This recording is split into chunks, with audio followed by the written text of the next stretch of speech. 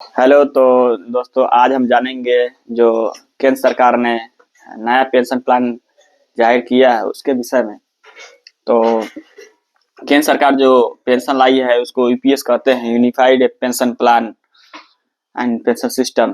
तो हम देखते हैं कि पहले था ओपीएस, उसके बाद आया एनपीएस और उसके बाद आया यूनिफाइड यूपीएस। तो तीनों में क्या अंतर है वो हम जानेंगे आज, और जान के समझेंगे कि कौन एक कर्मचारी के लिए बेहतर था। जो 2004 तक स्कीम था ओपीएस, जैसे कोई भी कर्मचारी जब काम करता है तो उसको भविष्य की चिंता हमेशा बनी रहती है, अपने बुढ़ापे की चिंता हमेशा बनी रहती है। इसलिए वो दिन रात लगातार काम करते रहता है ताकि बुढ़ापा उसका बढ़िया से जाए। इसी के तर्ज पे पहले ओपीएस था, लेकिन ये विदाउट सोर्सेस था। इसको बजट में पास कराना पड़ता था इसके फंडिंग के लिए, जिसके कारण की सरकार पे बहुत ज्यादा बोझ पड़ता था। इसलिए ये ओपीएस को हटा दिया गया और उसके जगह पे एनपीएस को लाया गया। एनपीएस को लाने का एक प्रमुख उद्देश्य ये भी था कि जो लोग थे उस समय शेयर मार्केट में ज्यादा पैसा नहीं लगाते थे डर के मारे, तो सेविंग यानी कि बचत की आदत डाले लोग। तो जो भी इम्प्लॉय का सैलरी होता है, इम्प्लॉय का सैलरी प्लस उसका डीए जो होता है, उसमें से उसका जो 10% होता है एनपीएस में जाता है। अब इसके बदले आ गया है यूपीएस। तो यूपीएस में क्या है यूपीएस में है कि जैसे कि एक आपका फिक्स कर देगा कि आपको इतना पेमेंट मिलना है। चलिए हम लोग तीनों के बारे में जानते हैं। जैसे कि ओपीएस था कि एक फिक्स था।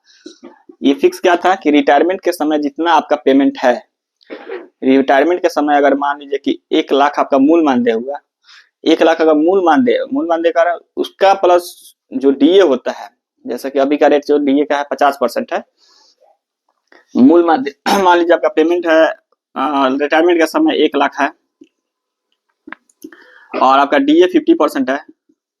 तो डीए 50% मतलब 50,000 रुपया जुड़ जाएगा।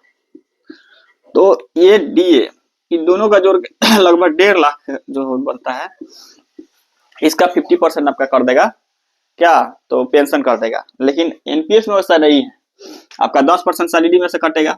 जैसे मान लीजिए 1 लाख पेमेंट, अगर मान लीजिए 50,000 आपका पेमेंट है प्लस 25,000 आपका मिल जा रहा है डीए। तो ये दोनों का सम कितना होता है, 75,000 हो जाएगा। और इसका 10% यानी 7500 रुपया आपका